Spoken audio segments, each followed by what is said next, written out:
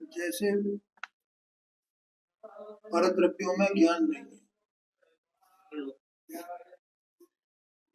परद्रव्य माने इनमें जो पुद्गल धर्म अधर्म आकाश का इनमें ज्ञान नहीं है, आत्मा में ज्ञान है। ठीक है। अब ऐसे आत्मा में ज्ञान है और आत्मा अनंत गुणों के पुंज रूप है, तो अनंत गुण में एक एक गुण का अपना अपना स्वभाव है ना, तो जानने का जो गुण है वो केवल ज्ञान गुण में ही होगा ना, अन्य गुणों में नहीं होगा। सुख में वो ज्ञान गुण नहीं है, ज्ञान तो सुख को जानने वाला है। श्रद्धा में ज्ञान गुण नहीं है, ज्ञान श्रद्धा को जानने वाला है। श्रद्धा कैसे हुई? जानना उसमें निमित्त है ना, वस्तु स्वरूप का यथार्थ जानना, निर्णय होना,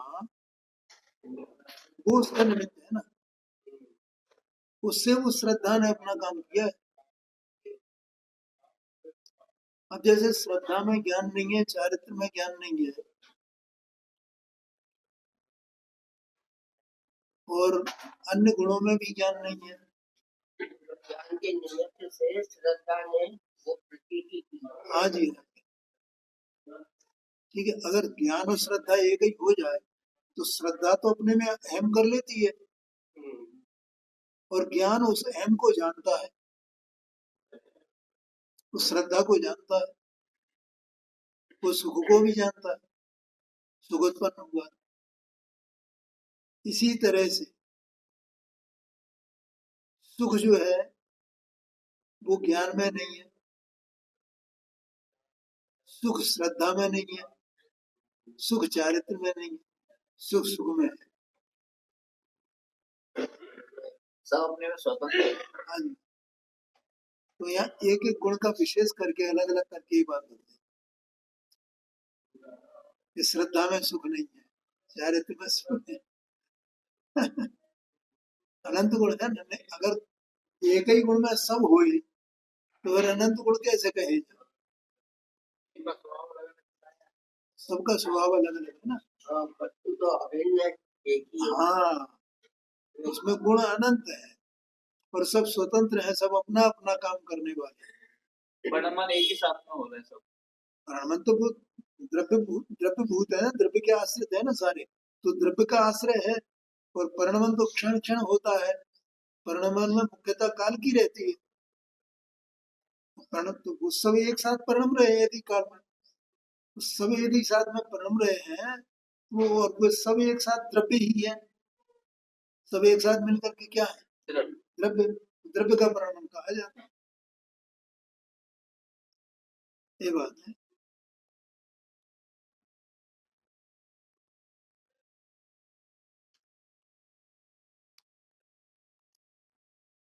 और कोई?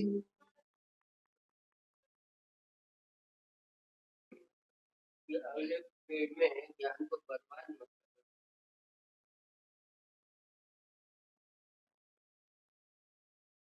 कौन सा बेरा? अगले पेड़ में है 56 में। अच्छा 56 में, मैं 55 समझ रहा हूँ। ज्ञान को बर्बाद मत। आपको किताब दे देना,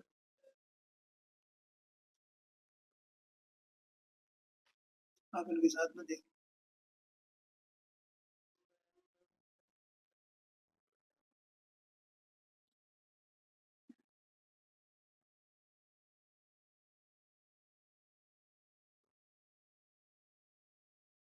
असल में क्या है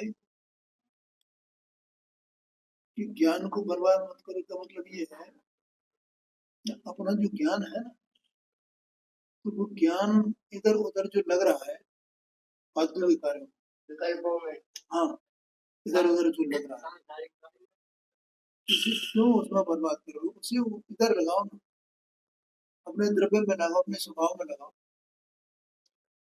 अपने स्वरूप को समझने में लगाओ। ठीक है, देखो मैं पढ़ देता हूँ उसको। ये पदार्थ अलग अलग करके नहीं जाने जाते,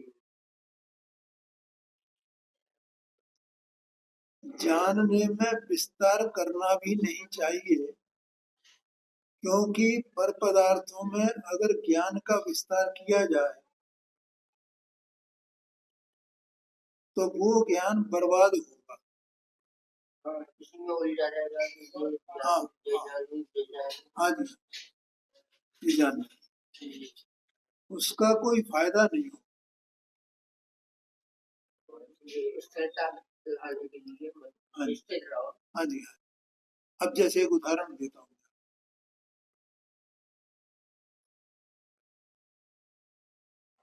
हम अपने ज्ञान को, अपने आत्मा को भेद विज्ञान करने के सिवाय छोड़ करके और हम दूसरी चीजों में लगाए, काय में लगा, करणानी योग में लगाए। इतने दीप समुद्र है,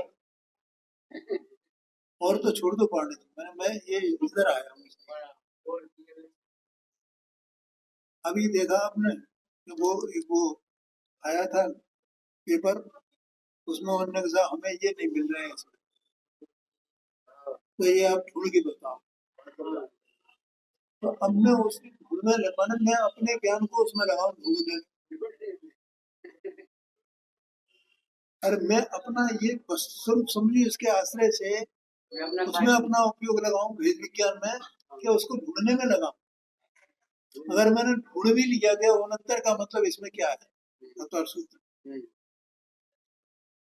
या 309 306 जो भी हो, उसमें उसका क्या अर्थ है, उससे क्या फायदा। मैं आपको बता दूं, आप मानो या ना, नहीं मानी।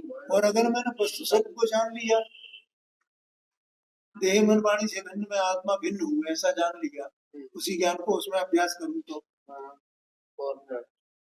उसका सही उपयोग किया मैं, तो ये कहा वहाँ। अब ये काम जो है ये इनको दिए गए, ऐसे जीवों के काम है, उन्हें उसमें रुचि है, लेकिन इसमें रुचि नहीं है पढ़ने की। जिसको इसमें रुचि होगी वो उसे छोड़ देगा, भैया कहाँ दिमाग लगाओ, क्या करना। उससे कोई हमारे ज्ञान पे कोई प्रश्न चिन्ह लगाने वाला नहीं है, लगाए तो लगाए, हमें तो हमारे ज्ञान का पता है ना, हमें तो हमारा विश्वास है ना। प्रयोजन में ये बात है। अब ये तो उनके लिए जिनका बेचारों का ये इधर ही उसमें ही लगा हुआ है, सब में तुमने किया, तुम इधर आ जाओ, इसको ढूंढो, ये बात है। अब पंडित जी साहब ने मोक्ष में प्रकाशक में लिखा है, व्याकरण, अलंकार, न्याय, ये सब भैया इनका एलिमेंट्री नॉलेज कर लेना, लेकिन उसमें उलझना नहीं, जितना हमें जरूरी है कर लो, अच्छी बात है, कोई बात नहीं, लेकिन अब उसी में व्याकरण में उलझ जाए पूरे में, हाँ, न्यायाचार्य, साहित्याचार्य, ये सब है डिग्रियां वहां भी। बनारस जो विद्यालय है अपना जैनियों का, उसमें ये सब डिग्रियां दी गई है पढ़ने की, बहुत लोग हैं ऐसे। हाँ, न्याय, अलंकार, ऐसे जाने क्या क्या डिग्रियां हैं, ये सब लिए लोग। हाँ, लेकिन उससे फायदा क्या, गुरुदेव सिंह के पास कौन सी डिग्री थी? कौन सी डिग्री? क्यों, कोई सी डिग्री थी गुरुदेव सिंह के पास? कोई गुरुदेव योग्यता की डिग्री है, योग्यता की डिग्री थी, हाँ योग्यता की डिग्री। तो यहाँ कहते हैं ये पदार्थ अलग अलग करके नहीं जाने जाते, जानने में विस्तार करना भी नहीं चाहिए, क्योंकि पर पदार्थों में अगर ज्ञान का विस्तार किया जाए तो वो ज्ञान बर्बाद होगा, उसका कोई फायदा नहीं होगा।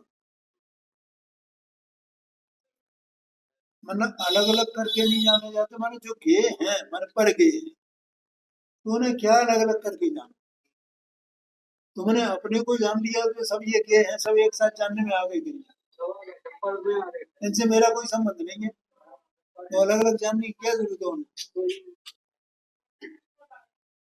और उनको अलग अलग जानना फिर तो वो तो ज्ञान की बर्बादी है।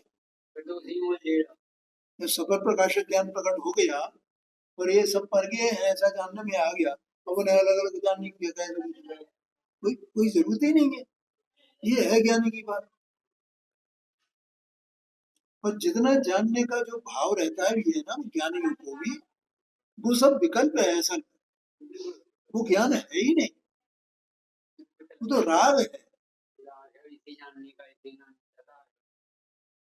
क्योंकि ज्ञानी भी वो सब जानेगा, माने न्याय भी जानेगा, है छह द्रव्यों को भी जानेगा। अरे ये तो उसमें लिखा है, गाथा है ये, सम्यक दृष्टि जीव को छह द्रव्य सात तत्व नौ पदार्थ पांच अस्थिता है, इनका श्रद्धान होता है, ऐसा लिखा है। तो जानेगा तब तो श्रद्धान होएगा ना। लेकिन वे छह द्रव्य सात तत्व नौ पदार्थ ये सब जानने काय के लिए जानने थे, वे अपने आत्मा को जानने के लिए जानने थे, उनकी श्रद्धा करनी थी कि ये इस प्रकार मन उनका द्रव्य गुण पर्याय को जानना, माने वे सब स्वतंत्र है अपने अपने में, इससे मेरा कोई लेना देना नहीं है, मैं इनका करता नहीं, मैं इनका भोगता नहीं, ये मेरे कार्य नहीं, ये मेरे भोग्य नहीं, ये जानने के लिए उन्हें जानना था, तो उतना वो जान लेता है।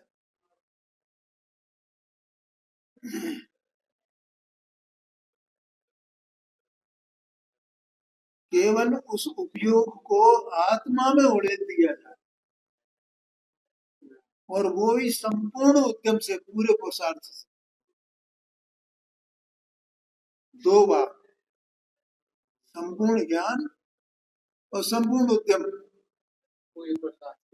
बस संपूर्ण प्रयत्न से, संपूर्ण श्रम से, सारे पुरुषार्थ से उसे केवल आत्मा में उड़ेल दिया जाए तो सर्व सिद्धि हो गई।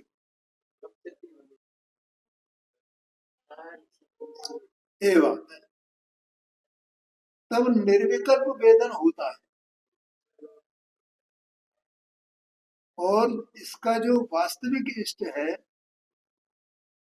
अर्थात अज्ञानी का भी इष्ट तो सुख है, वो भी सुख ही चाहता है, लेकिन उस स्वसंवेदन में जो सुख है, स्वसंवेदन, वो वास्तविक सुख है। स्वसंवेदन है ना, उसमें वो वास्तविक सुख है, क्योंकि वो अंदर से आता है, क्योंकि वो अंदर भरा हुआ है, तो उसी का पुंज है। ज्ञान की तरह सुख गुण भी अंदर है, तो उसमें से फव्वारे छूटते हैं,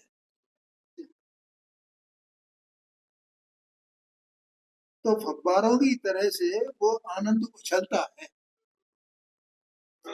ये सब ज्ञान का काम है, ऐसा कहते हैं।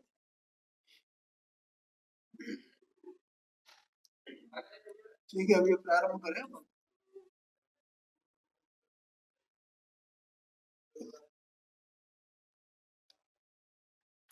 देखो भैया, ये यहाँ वो किताब रखी है अष्ट पावर की, उधर से चौथी पांचवी किताब ऊपर वाली।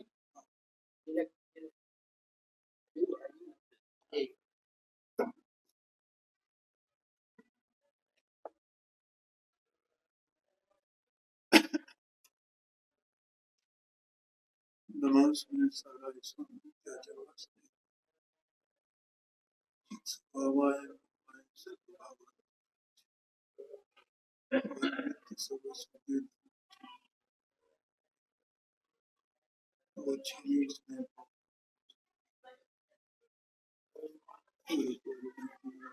तो नाम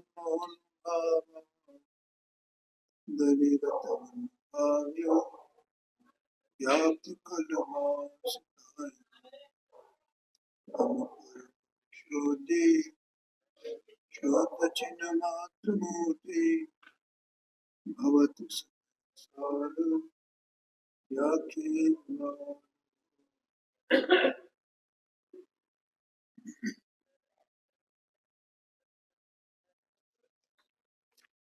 देखो अपने 48 नंबर का कलश तक यहाँ पूछ गए थे।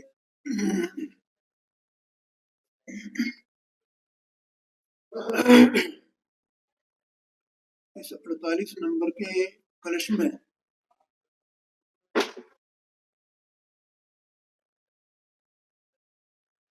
अंतिम 3 लाइनें देखना जरा, 165 पेज पर।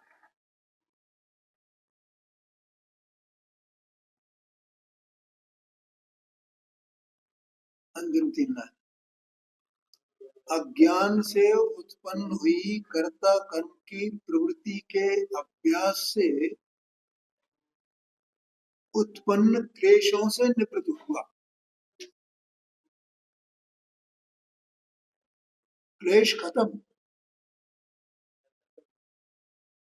इसका मतलब ये तय हो गया कि जब तक कर्ता कर्म की प्रवृत्ति है तब तक क्लेश है, और कर्ता कर्म की प्रवृत्ति का अभाव हुआ तो क्लेश समाप्त। और ऐसा होने पर क्या है, स्वयं ज्ञान रूप होता। आप ही आत्मा स्वयं क्या होता है, ज्ञान रूप होता होगा का मतलब पर्याय में ज्ञाता दृष्टा होता। स्वभाव से तो ज्ञान स्वरूप है ही है, लेकिन पर्याय में ज्ञान स्वरूप होता। पहले तो कर्ता कर्म की प्रवृत्ति थी ना, तो इन विकल्पों में अटका था ना।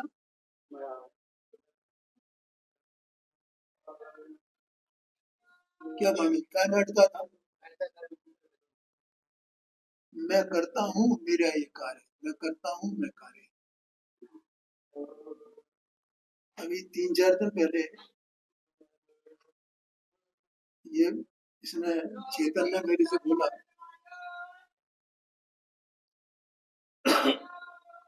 कि वो एक वो है ना, बहु पुण्य पुंज प्रसंग से, ऐसा अपन रूप में क्या नाम है उसका,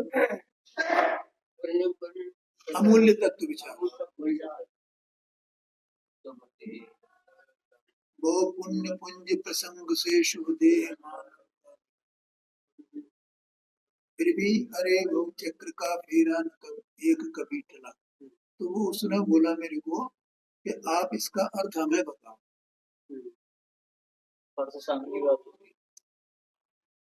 परसों नहीं, उससे पहले तो 2 छंद अभी हुए,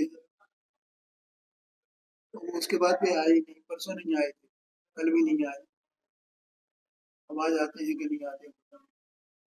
तो एक दिन मैंने एक छंद लिया और दूसरे दिन दूसरा छंद। तो बच्चा बैठा था, उससे मैंने कहा, मैंने बहु पुण्य पुण्य प्रसंग से ऐसा उसकी व्याख्या करने के लिए ऐसा बताया। पहले तो ये उसकी जो भूमिका है वो भूमिका पूरी समझ में आनी चाहिए, नहीं तो बहु पुण्य पूजन प्रसंग ये सब समझ में नहीं आएगा। तो मैंने ये कहा कि तुम कौन हो, तुम ये बताओ। एक बच्चे से मैंने पूछा, मैंने कहा तुम वस्तु हो एक? नहीं हम वस्तु नहीं है, हम वस्तु नहीं है। मतलब ये जीव, वो तो उसने कहा, लेकिन सारा जगत उससे कहोगे तुम एक वस्तु हो तो वो मानने को तैयार है कोई? कोई नहीं मानता। अपने को वस्तु मानने को तैयार है नहीं कि मैं एक वस्तु, मैं एक सत्स्वरूप वस्तु, ऐसा मानने को कोई तैयार नहीं। आया कि नहीं आएगा? तो यहाँ आत्मा है, तो ये काय मनुजा हुआ है, ये कर्ता कर्म की प्रवृत्तियों को अपने वस्तु मानने को तैयार नहीं। मैं एक वस्तु, अपने को कर्ता ही मानता है, मैं कुछ करने वाला हूँ ना, मैं करने वाला हूँ ना, मैं करने वाला, मैं वस्तु कैसे हूँ? अब ये एक वस्तु है, तो अब ये क्या कर रही है? ये कुछ नहीं कर रही है, तो वस्तु है ना, मेरी ही पड़ी हुई है ना। तो ऐसे अगर मैं अपने आप को वस्तु मान लूं तो मैं मेरी हो गया ना, मैं कुछ करने धरने वाला नहीं हुआ। बोलो भैया कमर भाई, समझ में आया? ये एक वस्तु है ना, तो ये किसका क्या कर रही है? किसी का नुकसान कर रही है, किसी का नफा कर रही है, कुछ कुछ कर रही है, ये तो अपने में पड़ी हुई है? तो ये समझता है कि ये ऐसी ऐसी वस्तु अगर मैं हो जाऊंगा तो मैं तो कुछ करने धरने वाला नहीं रहा ना, मेरा कोई कार्य नहीं रहा, मैं जड़ जैसा हो गया। जड़ भी नहीं हो जाता, मैं करने धरने वाला नहीं, फिर मैं करने धरने वाला कैसे रहूंगा?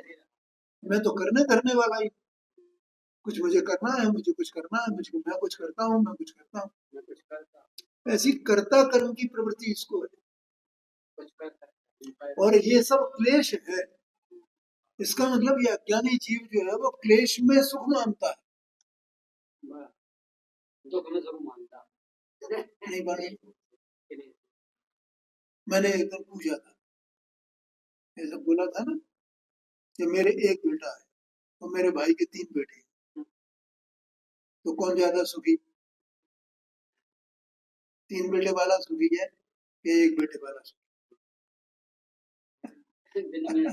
ज्यादा हो तो सुखी बनता है, तो हो जाता है वो ज्यादा दुखी। नहीं, वो एक अलग बात है, ये संयोगों की अपेक्षा से चर्चा की है ना। हमारा जितना मतलब हमें उतनी ज्यादा पर, जितना ज्यादा हमारे पास कर है उतना ही हम अपने पास अपने आप को ज्यादा वो मान रहे हैं। तो वो ज्यादा क्लेश हुआ कि वो उसमें सुख हुआ, लेकिन उसमें क्लेश में सुख मान रहा।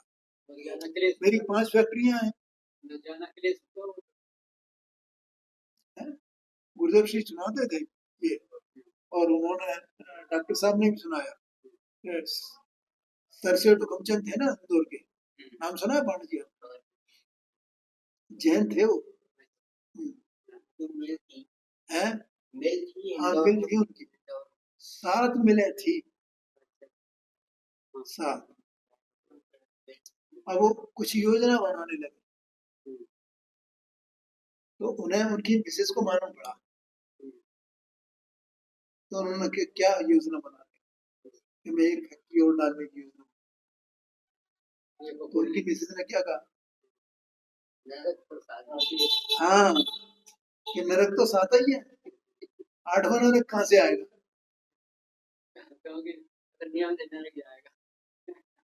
क्यों? क्योंकि इसमें उलझेगा बहु आरंभ बरो परिग्रहतम नारकस आयुष, उसी के उसको बहुत आरंभ और बहुत परिग्रह जिसके हैं नरक जाएगा।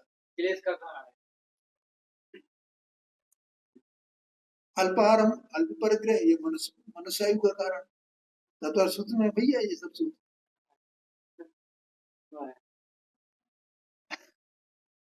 तो मैं तो यहाँ ये बता रहा हूँ कि कर्ता कर्म की प्रवृत्ति कैसी जबरदस्त, वो सब क्लेश है, इसको वो क्लेश क्लेश दिखाई नहीं देता है, लेकिन जब आत्मा इस वस्तु स्वरूप को समझे, ये उसको आश्रम का और आत्मा का भेद ज्ञान करे, तब समझ में आए ये क्लेश है, और उसको छोड़ दे आश्रम को, तो इसके कर्ता कर्म की प्रवृत्ति छूट जाएगी, और वो छूट गई तो ये ज्ञाता दृष्टा हो जाए। पर्याय, पहले पर्याय में कर्ता कर्म की बुद्धि थी, अब पर्याय में ज्ञाता दृष्टा। ये लिखा स्वयं ज्ञानी भूत, स्वयं ज्ञान रूप होता, देखो लिखा है कि नहीं? स्वयं ज्ञान रूप माने ज्ञाता दृष्टा होता, जगत का साक्षी ज्ञाता दृष्टा पुराण पुरुष है आत्मा। पुराण पुरुष माने अनादि अनंत वस्तु है ना यार। अब यहाँ से प्रकाशमान होता है, मिला भैया? नहीं मिला? 165 पेज पर नीचे प्रकाशित हो तो माने जानने में आता है, लगता है मैं ज्ञाता दृष्टा हूँ, मैं ज्ञाता दृष्टा हूँ, मैं ज्ञाता दृष्टा हूँ, मैं ये करने धरने वाला नहीं हूँ, मैं तो सत्स्वरूप वस्तु, त्रिकाल परम परिणामी भाव रूप हूँ, शुद्ध आत्मा हूँ, कारण परमात्मा हूँ, मैं वही हूँ। ये है। अब यहाँ से प्रकाशमान, ऐसी वो पर्याय जो करता मैं करने वाला करने वाला हूँ, वो पर्याय उसकी क्या स्वर बदल गया बाबू जी की उसमें शब्दों में स्वर बदल गया ना उसका। स्वर बदल गया। पहले क्या स्वर था? मैं करने धरने वाला, ये मैं 28 मूल गुण का पालन करने वाला, ये मैं उपदेश करने वाला, मैं ये कुछ पुस्तक लिखने वाला, मैं ये इसका भगवान की भक्ति करने वाला। और अब उसका स्वर क्या हो गया? जानने वाला। मैं तो ये पूरा का पूरा ज्ञाता दृष्टा हूँ। पूरा पर्याय नहीं, पर्याय का स्वर बदला है, वस्तु नहीं बदली है। लक्ष्य कहाँ है? वस्तु पे। पर्याय का लक्ष्य पर्याय पे नहीं है, वस्तु पे है। पर्याय का लक्ष्य पर्याय पर है तो वो ज्ञाता दृष्टा नहीं हो सकता है। हाँ, पर्याय अपने को पर्याय देखती ही नहीं, वो तो स्वभाव देखती है, द्रव्य देखती है। स्वभाव देखती है, किस स्वभाव वाली आया समझ? देखो ये पर्याय ही तो है जो अपने को आत्मा न जान करके आश्रम में अपनापन करती है ना। तो पर्याय स्वयं ही उसमें, जैसे पहले आश्रम को पकड़ के बैठा था, अब आश्रम छूट दिया तो अब किसको पकड़ के बैठा? अब मैं ये हूँ, पहले मैं ये आश्रम, अब मैं ये हूँ। पर्याय तो पकड़ने वाली है, वो इधर आश्रम को पकड़ती है या आत्मा को पकड़ती है। आश्रम को छोड़ेगी, आत्मा को पकड़ेगी। पर्याय निखालस रूप से अपने को कभी पर्याय स्वीकार नहीं करे, लेकिन उसने चूंकि वो आश्रम पर्याय में ही होते हैं, वे द्रव्य में होते ही नहीं है, इसलिए कहा जाता है कि पर्याय ने पर्याय को पकड़ा। आया समझ में? तो यहाँ कहते हैं पुराण पुरुष आत्मा अब यहाँ से प्रकाशमान होता है। अब देखो अपन जो है वो तात्पर्य वृत्ति टीका को न पढ़ते हुए सीधे 75 नंबर की गाथा पर आए।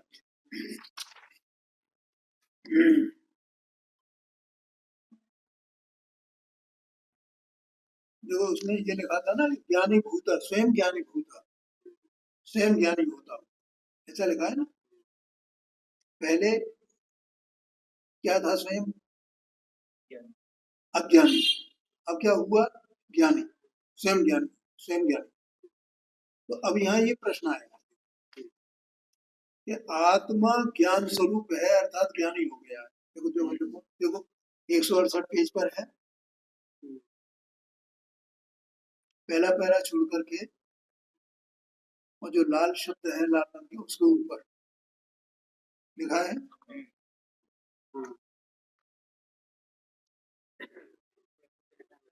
आत्मा ज्ञान स्वरूप अर्थात ज्ञानी हो गया, ज्ञानी भूत, ऐसा था ना, स्वयं ज्ञानी होता हूँ।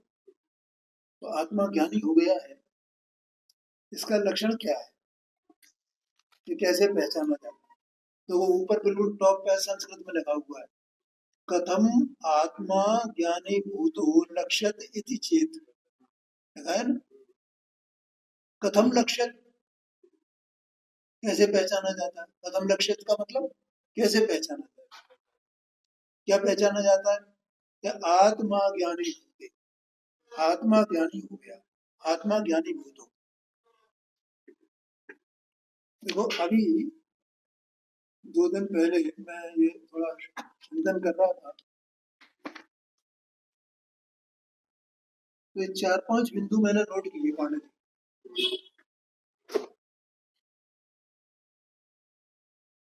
5 बिंदु लिखे हैं मैंने।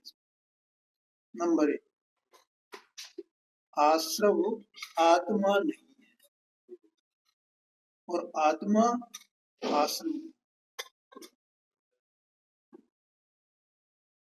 दूसरा, आत्मा और आश्रम को एक ही, आश्रव और आत्मा को एक ही जानने का, मानने का अर्थ क्या है? कर्ता कर्म की प्रवृत्ति। अथवा तो आश्रवों में प्रवृत्ति। आश्रव और आत्मा दोनों को एक मानो, इसका मतलब वो आश्रवों में ही प्रवृत्ति है। दोनों को एक मानने का मतलब क्या है? वो उसमें प्रवृत्त हो गया ना। एक बात। तीसरा, आश्रव में प्रवृत्ति का, आश्रम में प्रवृत्ति को ही कर्ता कर्म की प्रवृत्ति कहा गया। आश्रम में प्रवर्तन, आश्रम में प्रवर्तन।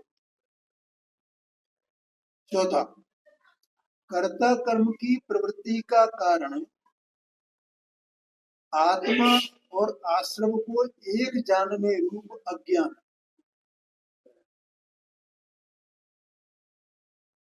पांचवा, जहां अज्ञान नहीं है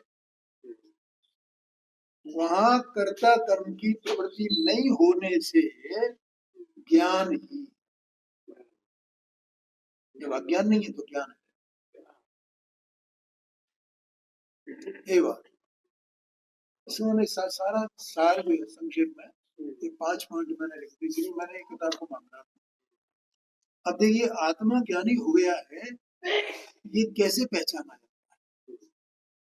क्या है, ऐसा क्यों लिखा? उसकी पहचान क्या है? उसका उत्तर भी देंगे अभी। क्योंकि वास्तव में तो देह मन वाणी तो भिन्न है, आत्मा अंदर पूरा है ना, द्रव्य गुण पर्याय। अब जो आश्रम है वे तो इसकी पर्याय में ही है, और ये कर्ता कर्म की प्रवृत्ति इसकी मान्यता में है। ठीक है। अब ये बाहर से पूरा महात्मा है,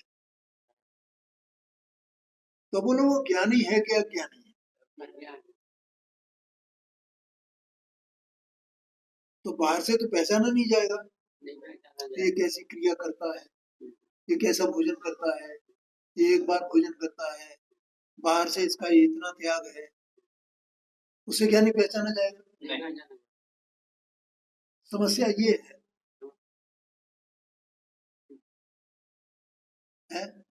इसलिए यहाँ प्रश्न आया कि आत्मा ज्ञानी हो गया है तो इसको पहचाने, इसका लक्षण क्या है? वो लक्षण यहाँ बता। अगर ये लक्षण है, ये प्रकट हो गया है, तो फिर उसके बाहर का त्याग हो या नहीं हो? क्या कहा? समझ में आया कि नहीं है? यथायोग जो भी हुए सो हुए, नहीं हुए तो नहीं हुए, लेकिन वो ज्ञानी हो गया तो उसका लक्षण बताते हैं। देखो, अपन इस गाथा को पढ़ते हैं, उसके उत्तर स्वरूप ये गाथा है। तो ऊपर गाथा दिए 75 नंबर की प्राकृत भाषा में। कम्मस्य परिणामम् लोकम्मस्य यत एव परिणामम्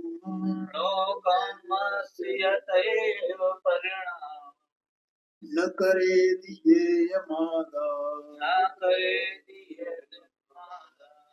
जो जानति सो भवदेनानि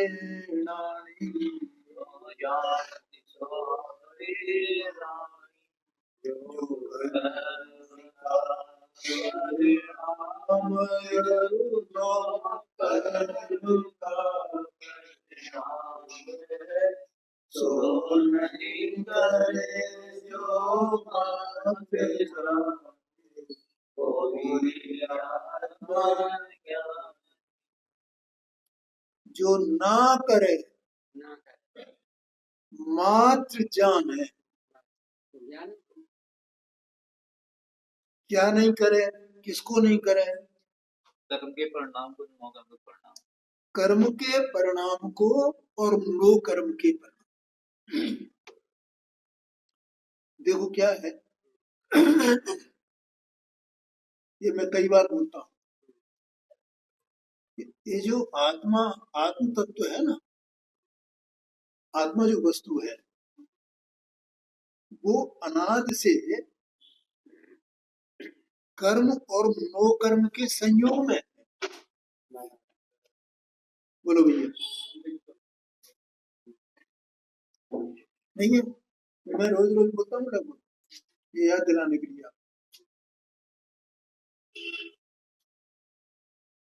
नो कर्म क्या है तो कर्म क्या है?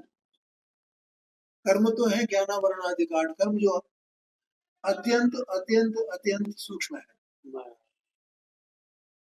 और आत्मा के साथ निबद्ध है। और नो कर्म क्या है? नो कर्म उन कर्मों के निमित्त से मिला, जो कुछ भी उनके उदय से मिल रहा है, बाहर में जो दिखाई देता है, वो नो कर्म है। ठीक है? तो कर्म माने ज्ञानावरणादि का 8 कर्म, ज्ञानावरणी, दर्शनावरणी, मोहनी, अब उनके परिणाम। कम्मस्य नो कम्मस्य परिणाम ऐसा है ना, कम्मस्य परिणामम नो कम्मस्य देव परिणाम, दोनों का। जैसे नो कर्म का परिणाम वैसे कर्म का परिणाम, जैसे कर्म का परिणाम वैसे नो कर्म परिणाम है परिणाम। ठीक है? अब नो कर्म का परिणाम क्या हुआ कि ये देह, मन, वाणी, ये सब है ना, ये किसका परिणाम है? नो कर्म का परिणाम या आत्मा का परिणाम। एक चीज। दूसरी, बाहर में जो अनुकूल प्रतिकूल संयोग आ रहे हैं जा रहे हैं, ये भी कर्म के उदय से है ना। स्त्री, पुत्र, संपदा, मकान, दुकान, व्यवसाय, आबरू, इज्जत, सब जो कुछ भी है, ये सब नो कर्म का परिणाम, कर्म के उदय के निमित्त से मिल रहा है। बोलो भैया, समझ में आएगा? और ये जीव अज्ञान दशा में इन्हीं का कर्ता बनता है। नहीं, किसका कर्ता बन रहा है? ये नो कर्म का कर्ता। और कर्म का भी कर्ता बनता है। अपने को मानता है मैं कर्म का फल भोग रहा हूँ और मैं कर्म को करने वाला हूँ, कर्म को मानने वाला हूँ। नहीं आएगा? ऐसा है, शास्त्र पढ़ेगा ना तो कर्म के परिणाम को मानता है ना, कर्म कर्म मानता है। मैंने कर्म माना है, मैं ही भोगूंगा, जन्माल में लगा हुआ है। जो जैसी करनी करे वो बाबो पैसों कर पाए, ऐसा तमाम लोगों ने लिखा है। बोलो भैया, तो ये बाहर में नो कर्म का परिणाम है सब। शरीर से सहित बाहर के जितने भी स्त्री पुत्र आदि इत्यादि जो भी इसके उसमें आ रहे हैं, जो अनुकूल प्रतिकूल संयोग हैं, ये सबके सब नो कर्म के परिणाम हैं। अज्ञान दशा में ये जीव इन सब का कर्ता बनता है। बोलो कबीर भाई, ये तुम्हारी दुकान है ना, ये काय का परिणाम है? ये नो कर्म का परिणाम। और मूल में क्षेत्र में देखें तो वो पुद्गल का परिणाम। ये शरीर, मन, वाणी, ये सब पुद्गल का परिणाम, ये सब नो कर्म का। वो कर्म भी जो है ना, वो भी पौद्गलिक होता है। ज्ञानावरण आदि का कर्म ये पौद्गलिक। अब ये कोई प्रश्न पूछेगा ना? मैं कर्म का ही बताया, तो भाव कर्म तो क्यों नहीं लिया? अभी नहीं लिया ना, क्योंकि ज्ञानी के भाव कर्म है ना, ये वो उसको भाव कर्म को कर्म का परिणाम लिया है, कर्म का परिणाम है, ज्ञानी का परिणाम नहीं है ना वो। अज्ञानी का तो वो परिणाम है भाव कर्म, लेकिन ज्ञानी के वो परिणाम नहीं है। वो तो उसका ज्ञाता है ना, इसलिए उसे कर्म का परिणाम कहा। तो नो कर्म भी परिणाम कर्म के उदय के निमित्त से, और अंतरंग में जो राग द्वेषादि भाव है, सुख दुखादि भाव है, वे भी कर्म के उदय के निमित्त से। तो अज्ञान वो ज्ञानी क्या जानता है कि मैं इनको करता नहीं हूं, अर्थात इससे मेरा कोई संबंध नहीं, उसको कर्म के परिणाम में लिया, और ये बाहर का सब नो कर्म का परिणाम।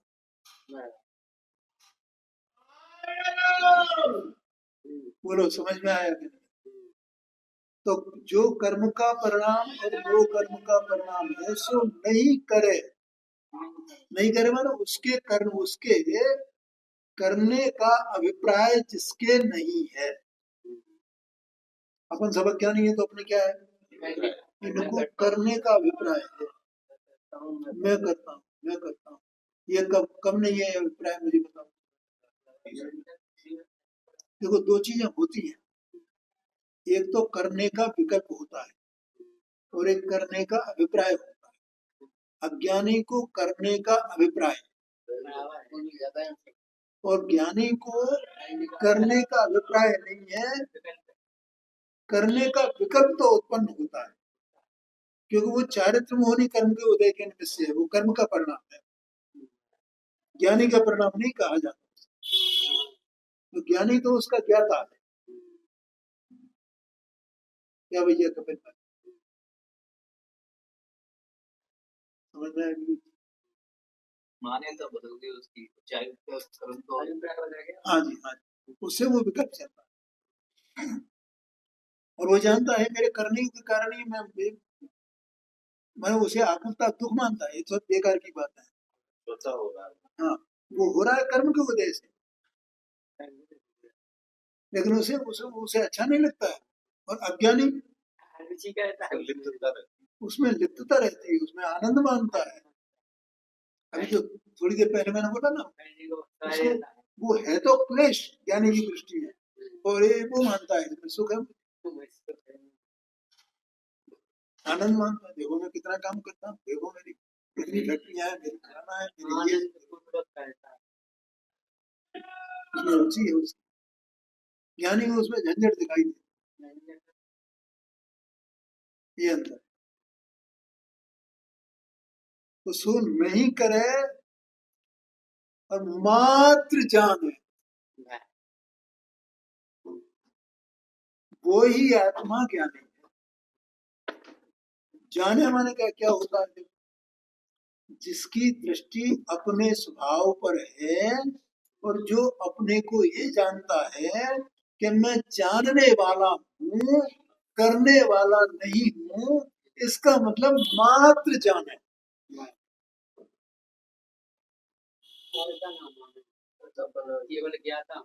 क्या कहा? हाँ, ऐसा जाने, वो मात्र जान, उसका नाम। किसको जाना है? कर्म के परिणाम को जाना है, नो कर्म के परिणाम को जाना है, सबको जाने वो। और है ही क्या इस जीव का, जिस कर्म और नो कर्म के परिणाम में ये निरंतर अपनापन करता था ज्ञान दशा में, और उससे क्या जगत से क्या लेना देना है? बोलो पांडे जी, क्या लेना देना? नहीं। एक बहुत आलिशान बिल्डिंग है, ठीक है, और उस आलिशान बिल्डिंग में पांडे जी जो बड़े बड़े अफसर होते हैं, या ये मंत्री संतरी ये जो होते हैं ना, तो ये अफसर होते हैं और नेता लोग होते हैं, इनके जो वो होते हैं ना बंगले, तो बंगले में एक आउट हाउस होता है। आउट हाउस का मतलब क्या है, गेट के पास ही एक कमरा, एक या दो कमरे का वो रहता है, जिसमें उसके वो गार्ड वगैरह नौकर चाकर उसमें रहते हैं। हाँ, जो भी समझ, हाँ, उसको आउट हाउस कहते हैं। वो उसी बंगले में नौकरी करने वाला है, तो वो उसका अपना तो काय में है, ये मेरा है, ये मेरा। और जो मंत्री संतरी है, बड़ा अफसर है, तो उसका अपना तो काय में है।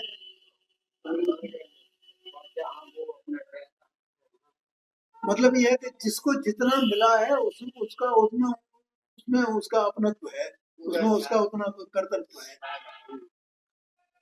तो ऐसे मुझे में जितना मिला है कर्म के उदय के निमित्त से उसमें मेरा सब अपनापन है, मैं उसका करता हूँ। जिसको जितना मिला है और मेरे पड़ोसी को बहुत बड़ा उसका और बड़ा कारोबार है तो उसका उसमें अपना, और वो सब उसका कर्म नौकर है और ये मेरा नौकर कर्म नौकर। स्वामी जी को उसमें आया था भुक्तत नैसे आत्मा शुद्ध की पर्याय का विधान करता है, ये भुक्तत न से सही बात है। हाँ जी अभक्त से नहीं है जी, अभोग तक में से नहीं है। हाँ जी हाँ जी, बताएंगे बताएंगे। मैं भी चलता हाँ मालूम क्या कहा पानी सुनिए, मैं कर्म नो कर्म की बात कर रहा हूँ, लेकिन जो ज्ञानी होता है तो वो ज्ञानी क्या करता है, वो तो जान रहा है क्योंकि वो अपने में सीमित है, अपने ज्ञान स्वभाव। जो अपने ज्ञान स्वभाव में सीमित हो गया है बस वो जान रहा है, और अज्ञानी अपने ज्ञान स्वभाव में सीमित नहीं है, वो उनमें फैला हुआ है, सब में जितना जो कुछ उसे मिल जाए सब में फैलता जाता है, सब में फैलता है। बोलो पांडे समझ में आया, तो वो उसमें उनका कर्ता बनता है, और ये जितना भी उसका है वो उसको सबको जानता है। चक्रवर्ती है, भरत चक्रवर्ती 6 खंड का राज्य था तो उसको जान रहा है, और कोई दूसरा छोटा राजा हुए या एक साधारण दुकानदार हुए भी दुकानदारी करने वाला और वो ज्ञानी हुए, वो ही जान रहा है, वो उतने को जान रहा है, वो उसको जान रहा है, लेकिन वो उसका कर्ता नहीं है, ये भी उसका कर्ता है, ऐसा आपसे। क्यों? क्योंकि ये दोनों ज्ञानी अपने अपने में सीमित हो, अपनी दुनिया का कितनी अपना असंख्यात प्रदेशी आत्मा चेतना स्वभाव अपना, और ये मेरी दुनिया है और इसके बाहर मेरी कोई दूसरी दुनिया है ही, ऐसा जानता है क्या भैया।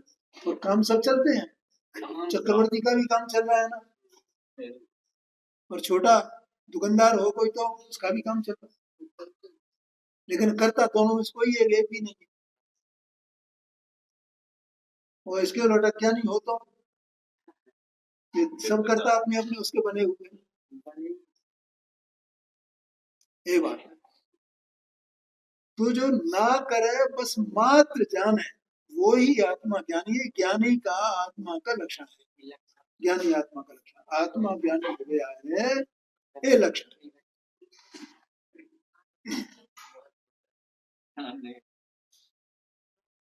168 पेज पर है, देखो टीका है, निश्चय से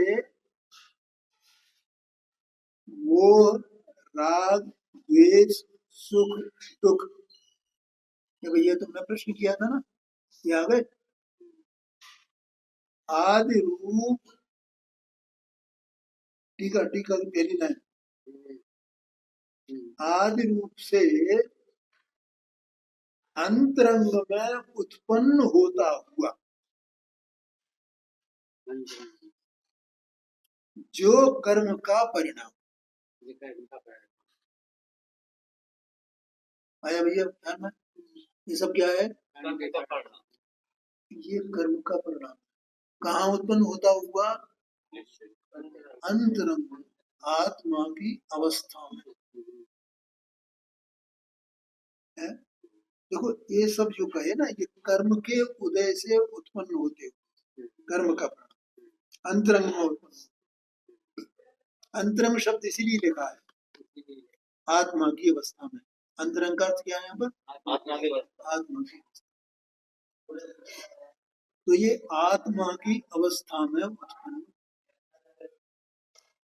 तो भी आत्मा नहीं होते, इससे तो हो गया कि नहीं हो गया, आत्मा की अवस्था में उत्पन्न होते हैं लेकिन आत्मा नहीं होते हैं। जैसे पानी को गर्म किया जाए अग्नि के निमित्त से तो उसमें गर्माई होती है, लेकिन गर्माई उत्पन्न तो उसमें पानी की अवस्था में है, लेकिन वो गरमाई पानी नहीं हो गई है, पानी वो गरमाई नहीं हो गई है। बोलो हो गई है? पानी गरमाई हो जाएगी तो गरमाई पानी हो जाएगी, गरमाई पानी होती है न पानी गरमाई होती है। गरमाई गरमाई में रहती है और पानी पानी में रहता है। ऐसे आत्मा की अवस्था में कर्म के निमित्त से होने वाले ये भाव, मोह, राग, द्वेष, सुख, दुख इत्यादि, ये सब भाव कर्म के परिणाम कहे गए। ये कर्म के परिणाम तो कर्म से उत्पन्न हुए आत्मा की अवस्था में। जैसे पानी में गरमाई है तो वो अग्नि का परिणाम है कि वो पानी का परिणाम है? अग्नि के निमित्त से हुआ इसलिए वो अग्नि का परिणाम है, पानी का परिणाम नहीं है। क्या कहा? अग्नि का परिणाम उत्पन्न अंतरंग में उत्पन्न होता हुआ जो कर्म का परिणाम, और स्पर्श, रस, गंध, वर्ण, शब्द, बंध, संस्थान, स्थूलता, सूक्ष्मता आदि रूप से, ये तत्व सूत्र में 10 प्रकार के भाव कहेंगे ना पुद्गल के परिणाम, ये सब उसमें आते हैं। बंध, स्थूल, सूक्ष्म, उद्योग, आतप, ये सब आते हैं उसमें तत्व सूत्र में 5वें अध्याय में है। पुद्गल के परिणाम, पुद्गल के परिणाम 10 प्रकार के बताए गए। वे सब आदि रूप माने वे सब, उद्योग, आतप, उद्योग माने प्रकाश हो जाना, आतप माने गरमाई, ये सब किसके परिणाम है? ये सब पुद्गल के परिणाम। तो स्पर्श, रस, गंध, वर्ण, शब्द, बंध, संस्थान, स्थूलता, सूक्ष्मता आदि रूप से बाहर उत्पन्न होता हुआ, बाहर उत्पन्न होता हुआ माने ये बाहर में उत्पन्न। किसी का शरीर स्थूल है, किसी का संस्थान कैसा ही है आकार, किसी का संस्थान कैसे ही है, कोई नाटा है, कोई लंबा है, ये सब संस्थान है ना। कोई इतने बड़े पेट वाला है, कोई पिछके पेट वाला है, तो तरह तरह के होते हैं ना। तमाम जीव ऐसे अनेक प्रकार के होते हैं। पक्षियों का अलग आकार होता है, पशुओं का अलग आकार होता है, मच्छर का अलग आकार होता है, पृथ्वी का अलग आकार, ये सब संस्थान कहे जाते हैं आकार। तो ये सब किसके परिणाम है? पुद्गल के परिणाम। ये बाहर में उत्पन्न नो कर्म के परिणाम, यहाँ नो कर्म का परिणाम कहा। आदि रूप से बाहर उत्पन्न होता हुआ, पहले कहा अंतरंग में उत्पन्न होता हुआ, यहाँ कहा बाहर उत्पन्न होता हुआ जो नो कर्म का परिणाम है, वह सब ही काय का परिणाम भैया? क्या क्या? नो कर्म का परिणाम। और क्या क्या? कर्म का परिणाम और नो कर्म का परिणाम, दोनों। इसका मतलब जीव की अवस्था में जो सुख दुख हो रहा है, जो राग द्वेष हो रहे हैं, वे किसके परिणाम है? जीव के परिणाम है तो पुद्गल के परिणाम है? तो उसके निमित्त से हो रहे हैं, ये कह रहे हैं। हाँ जी, हाँ, कुछ हाँ, तो कोई तो चल रही है, कौन सी देख रही है? 75 नंबर की गाथा है, उसी की टीका है। किसके परिणाम? पुद्गल की परिणाम। पानी गर्म हुआ, पानी गर्म है, पानी गर्म है ऐसा कहा जाता, ये गर्म पानी, गर्म पानी। तो गर्माई किसका परिणाम? जैसे आत्मा की अवस्था में ये राग के सुख दुखादि भाव हुए, ये किसके? पुद्गल के परिणाम है या जीव के स्वयं के परिणाम है? अरे यहाँ बता रहे हैं ये पुद्गल के परिणाम है। उसके साथ में रहते हैं। क्या कहा? पुद्गल के परिणाम है। हाँ तो उसके कारण से हुए हैं ना। जीव का स्वभाव क्या है? ज्ञाता दृष्टा। तो ज्ञाता दृष्टा स्वभाव में से आए हैं वे। ये तो कई बार बोलता हूँ। तो वे जीव के परिणाम कैसे कहे, चेतना के परिणाम कैसे कहे जाए? चेतना तो दर्शन ज्ञान रूप है ना, तो दर्शन का परिणाम होगा, ज्ञान का परिणाम होगा, कुछ जीव का परिणाम है। लेकिन ये सुखदुखादि रागद्वेष के जो भाव हैं ये किसके परिणाम है? ये अंतरंग में उत्पन्न होते हुए, दो प्रकार के बताए ना, अंतरंग में उत्पन्न होते हुए कर्म के परिणाम और बाहर में उत्पन्न होते हुए नो कर्म के परिणाम, दो बताए। कर्म के परिणाम को, नो कर्म के परिणाम को, जो ना करे बस मात्र जाने वही आत्मा ज्ञानी है, ये बात आई ना। तो कर्म का परिणाम ज्ञानी के संदर्भ में ये बात बताई जाए, ज्ञानी के साथ आ गया समझ में? आगे चर्चा बन कर। हाँ हाँ हाँ मालूम है, वो तो करीब मालूम पड़ गया। हाँ वो सुबह उसमें न्यूज में आ रहा था। हाँ हाँ टीवी पे आया था।